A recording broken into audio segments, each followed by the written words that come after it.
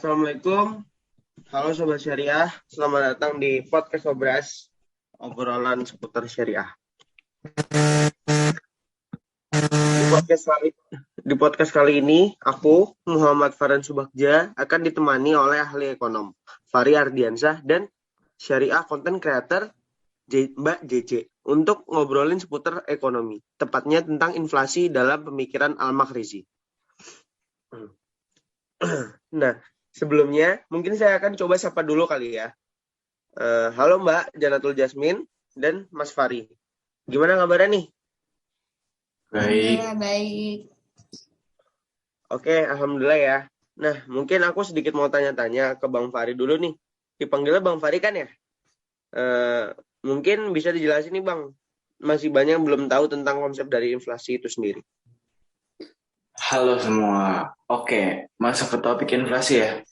Sebenarnya persoalan tentang inflasi udah menjadi perhatian utama bagi negara-negara di dunia nih.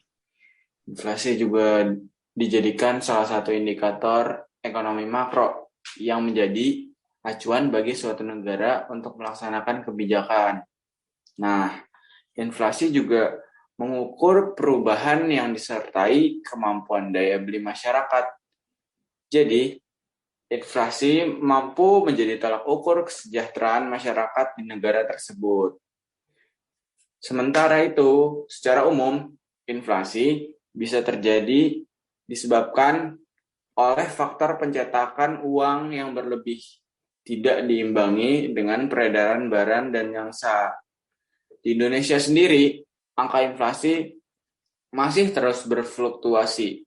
Meskipun demikian, saat ini Indonesia sedang dalam upaya menjaga nilai inflasi dalam rata-rata poin kurang dari atau lebih dari atau sama dengan 3%. Indonesia berusaha menjaga tingkat inflasi untuk terus berada dalam kategori inflasi ringan atau biasa disebut creeping inflation untuk mendorong tingkat pertumbuhan ekonomi. Oh, jadi gitu ya Bang. Jadi bisa disimpulkan nih kalau ternyata inflasi tidak selalu buruk dan bisa menjadi baik apabila bisa dikelola dengan baik pula. Hal ini disebabkan inflasi bisa menjadi pertanda perekonomian negara sedang aktif-aktifnya. Bukan begitu, Bang? Ya, benar banget itu, Mas. Oke, mungkin beralih ke Mbak Janatul Jasmine. Kayaknya namanya kepanjangan nih, Mbak. Biar enak aku panggil apa nih?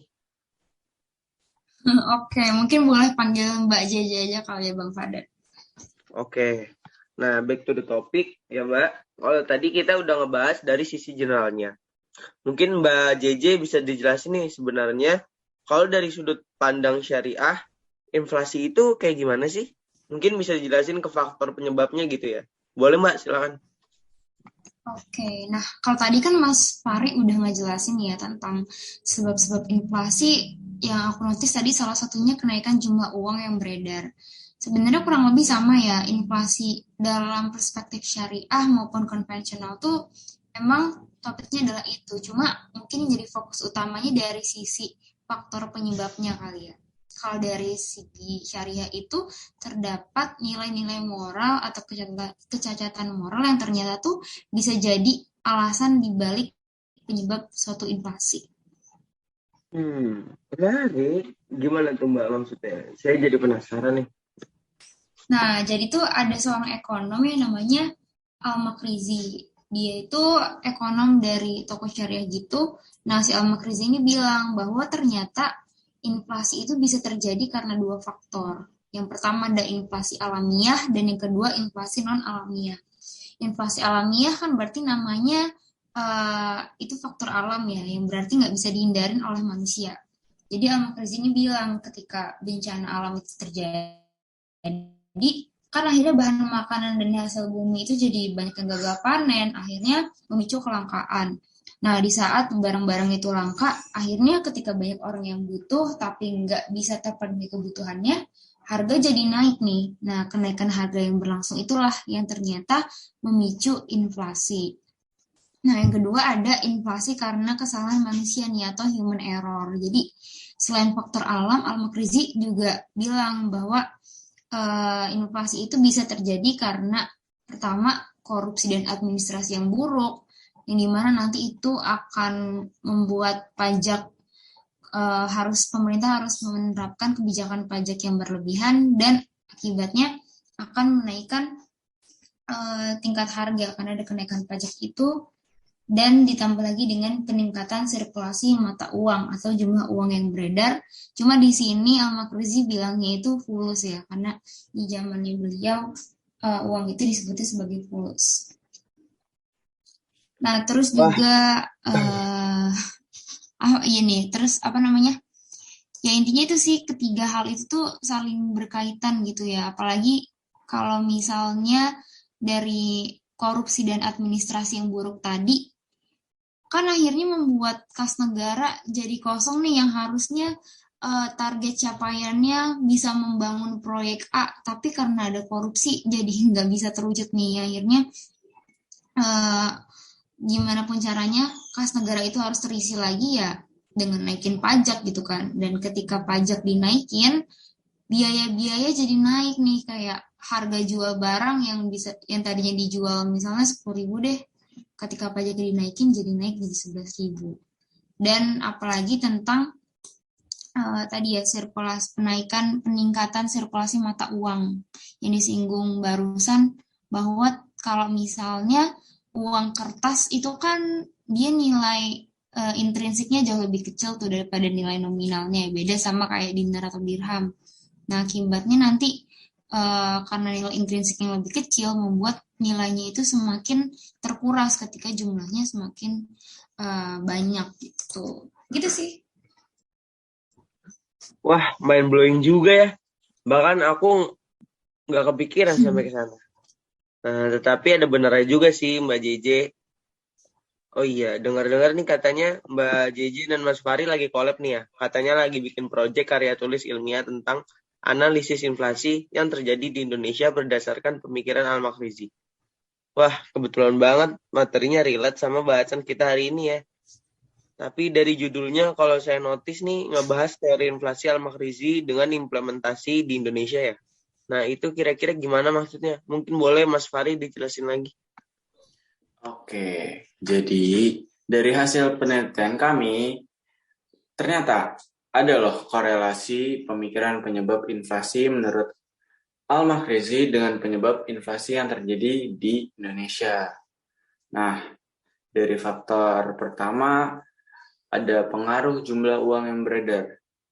Jadi sebagai perbandingan, merujuk pada data dari Bank Indonesia, volume transaksi pada tahun 2014 mencapai 17.742.216 dan volume transaksi pada tahun 2021 mencapai 9.079.000. Perbedaan volume transaksi yang mencapai hampir minus 48% di antara tahun tersebut juga mengindikasikan penurunan inflasi hingga mencapai 6,49%.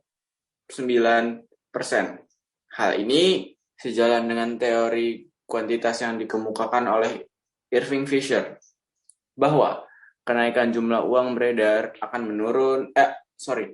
mendorong kenaikan harga. Inflasi terjadi jika ada penambahan jumlah uang beredar baik secara sempit atau narrow money, M1, dan secara luas, M2. Sedangkan apabila dikaji dalam teori Al-Makrizi, penciptaan uang dengan kualitas yang buruk akan melenyapkan mata uang yang berkualitas. Seperti contohnya ada uang kertas dan uang digital yang dipakai oleh mata uang Indonesia saat ini. Inflasi terjadi karena pencetakan uang fulus yang tadi sudah dijelaskan oleh Mbak JJ yang mempunyai nilai intrinsik jauh lebih dari pada nilai nominalnya untuk memenuhi kebutuhan hidup sehari-hari. Nah, untuk faktor kedua, tentang tingkat korupsi dan manajemen administrasi yang berhubungan dengan teori Al-Makrizi di Indonesia. Menurut Index Control of Corruption, jadi ada indikator yang mengukur tingkat pengawasan korupsi suatu negara yang dikeluarkan oleh World Bank. Jika kita membandingkan indeks COC di tahun 2019 yang memiliki angka terbaik sebesar 40 poin dengan indeks COC terendah di tahun 2012 sebesar 32 poin, dapat kita lihat nih bahwa benar adanya jika semakin baik tingkat pengelolaan korupsi, maka tingkat inflasinya semakin rendah. Jadi itu berhubungan ya. Terus hal tersebut sesuai dengan teori yang disampaikan Al-Makrizi.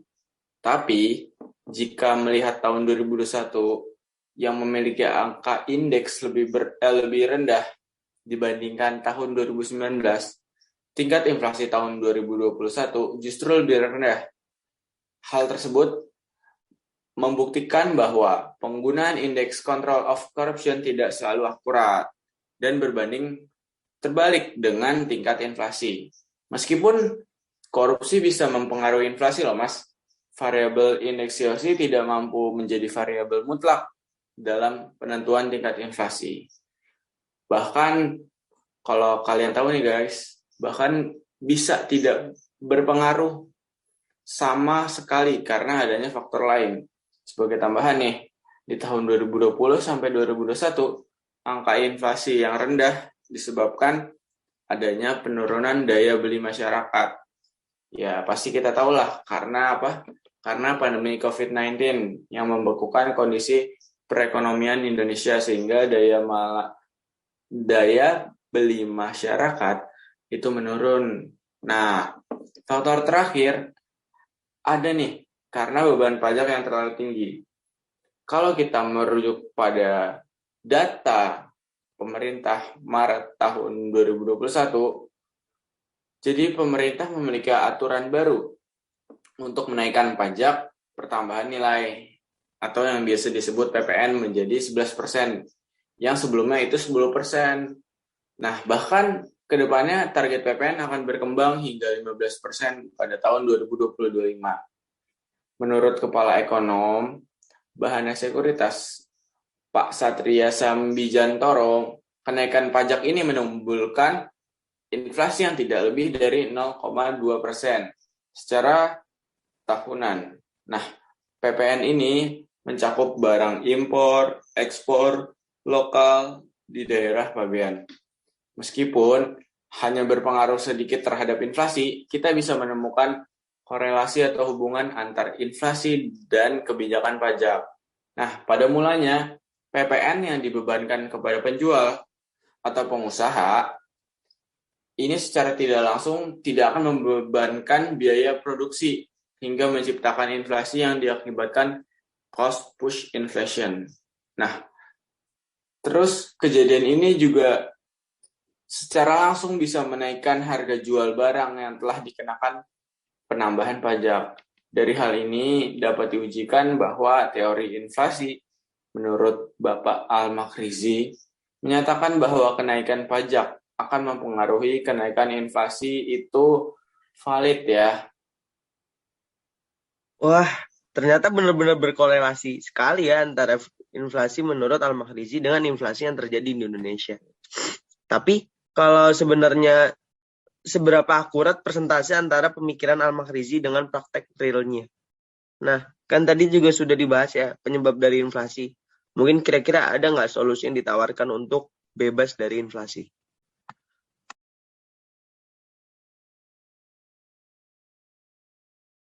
Pasti ada sih, ntar Mbak Jeje jelasin nih, coba.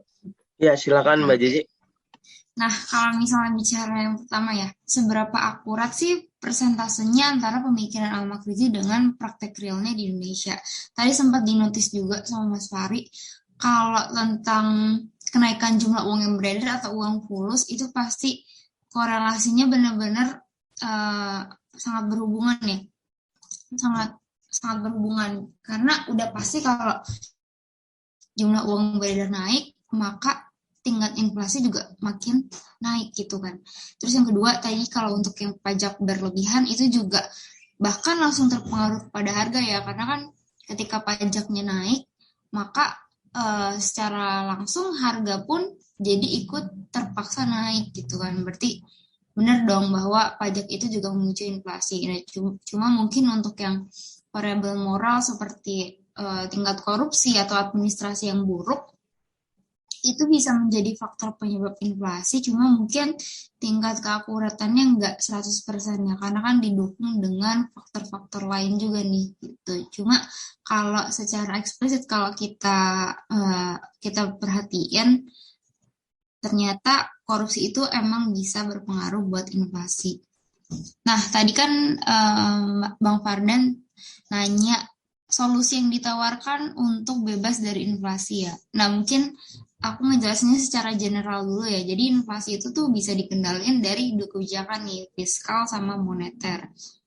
Kebijakan fiskal itu dilakukannya sama pemerintah, tepatnya sama Kementerian Keuangan. Nah, kebijakan fiskal itu dia mengatur tentang pengelolaan penerimaan dan pengeluaran negara. Gimana caranya nih kas negara bisa tetap terjaga, bisa melakukan pembangunan dan segala macam tanpa harus mencetak jumlah uang yang berlebihan gitu loh. Karena kan tadi kalau uangnya terlalu berlebihan bahaya juga kan gitu. Nah, sementara kalau untuk kebijakan yang mengatur jumlah uang beredarnya itu sendiri itu diatur sama kebijakan moneter nih.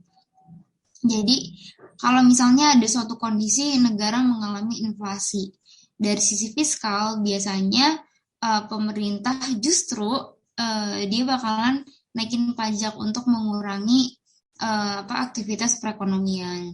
Berarti dapat kita simpulin bahwa kenaikan pajak itu bisa menjadi hal yang baik ya untuk membuat gimana caranya masyarakat itu nggak terlalu aktif dalam membelanjakan uangnya. Karena kan tadi di awal juga disinggung bahwa inflasi itu kondisi di mana perekonomian terlalu aktif. Hanya saja yang jadi bahaya itu kalau kenaikan pajak itu terlalu tinggi sampai membahayakan kesejahteraan masyarakat sampai nggak bisa mampu beli apa-apa, itu justru yang paling bahayanya ya ketika terjadi pajak yang berlebihan. Nah, terus juga biasanya kalau dari fiskal, kalau lagi terjadi inflasi tuh pemerintah nurunin kegiatan pembangunan infrastruktur gitu. Jadi lebih banyak mengisi kas negaranya. Nah, kalau dari sisi moneter itu sendiri, pengendalian inflasi itu dilakukannya sama Bank Indonesia kan ya. Biasanya sih naikin tingkat suku bunga, terus juga naikin cadangan kas. Jadi setiap bank itu harus menyetor uang lebih banyak buat Bank Indonesia biar nggak bisa ngedarin uang terlalu banyak ke masyarakat. Terus juga menjual surat-surat berharga nih, jadi duit masyarakat ketarik untuk untuk pembangunan negara. Nanti ada suratnya kayak SBN, ORI, dan segala macam. Dan biasanya ketika terjadi inflasi itu kayak pengajuan kredit itu dipersulit sih. Biar ya balik lagi tadi perekonomiannya nggak terlalu aktif. Kalau dari sisi general kayak gitu ya Mas Fardan, solusi untuk inflasi. Gimana Mas Fardan? Perlu saya jelasin nggak nih dari perspektif Bapak Al-Makrizi? Perlu lah ya. Jadi langsung aja saya jelasin ya.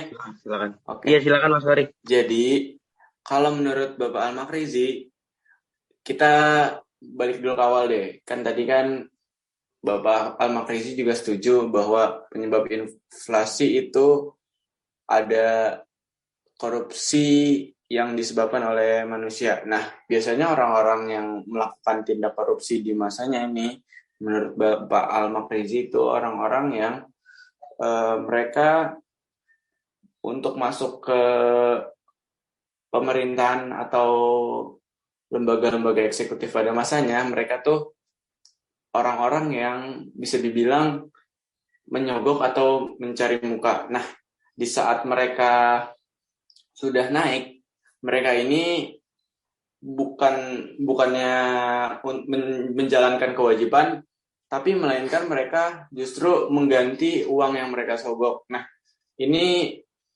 memberikan implikasi bahwa mereka tuh tidak berkompeten. Nah, jadi lanjut. Saya akan menjelaskan gimana solusi menurut Bapak Al-Makrizi? Jadi, upaya yang dilakukan agar inflasi dapat dikendalikan menurut Bapak Al-Makrizi adalah yang pertama nih, kita harus mengetahui akar-akar penyebab untuk gimana penyebabnya dan kita perbaikin. Nah, hal pertama di Indonesia untuk memperbaiki sistem administrasi dan mengendalikan korupsi lebih baik lagi, itu kita harus tahu nih penyebabnya yang bertujuan mencegah korupsi. Sehingga pemerintah seharusnya memperjelas peraturan perundang-undangan, memperketat pengawasan dan pengendalian korupsi, serta penegakan hukum dan pengadilan yang bersifat netral dan tegas. Gitu. Kemudian, setelah sistem administrasi diperbaiki, kas negara diharapkan terhindar dari defisit berlebihan, sehingga pemerintah tidak perlu lagi nih meraup penerimaan pajak yang terlalu tinggi dan membebankan masyarakat untuk menutup defisit anggaran, yang mana pada akhirnya pelaksanaan APBN bisa direalisasikan sesuai target dan upaya pemerintah dalam melangsungkan pembangunan bisa berjalan dengan lancar, sehingga pastinya produktivitas perekonomian bisa meningkat, terutama bagi sektor real, untuk menyertakan pertumbuhan barang dengan pertumbuhan uang, sehingga inflasi itu dapat dikendalikan. Tidak ada transaksi perekonomian yang macet, gitu Mas Farda. Oh, begitu Mas Fari. Oke, terima kasih. Nah, tadi kita udah sama-sama belajar, ternyata ada banyak banget solusi yang bisa dilakuin untuk mengatasi inflasi ini ya, baik secara konvensional maupun syariah.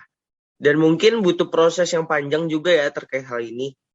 Nah, kalau bisa saya simpulkan dari pembahasan hari ini, yaitu inflasi merupakan kondisi kenaikan harga barang secara terus-menerus dan menyeluruh yang masih menjadi fokus permasalahan utama perekonomian suatu negara. Selain karena faktor-faktor makroekonomi konvensional seperti demand pull inflation dan cost push inflation, dari sisi ekonomi syariah juga memandang bahwa inflasi terjadi karena kesalahan manusia atau human error. Pandangan Al-Makrizi yang mengatakan bahwa inflasi bisa terjadi akibat kesalahan manusia seperti pencetakan fulus yang berlebihan, tingginya tingkat korupsi, dan kebijakan pajak yang terlalu tinggi. Ternyata berkorelasi dengan kasus inflasi yang terjadi di Indonesia. Meskipun pola di antara instrumen human error tidak dapat ditentukan secara pasti, pengaruh inflasi karena kesalahan manusia karena variabelnya yang bersifat moral dan tidak tetap. Oke, nggak kerasa ya teman-teman, ternyata udah sekitar 10 menit nih bersama saya ya, Muhammad Farhan Subagja. Terima kasih telah berbincang-bincang dengan saya. Terima kasih Mas Fari dan Mbak JJ untuk menyempatkan hadir di podcast Obras. Ya, sama-sama Mas. Sama-sama. Semoga bermanfaat ya. Ya, sekian dan terima kasih. Assalamualaikum warahmatullahi wabarakatuh. Waalaikumsalam. Assalamualaikum warahmatullahi wabarakatuh.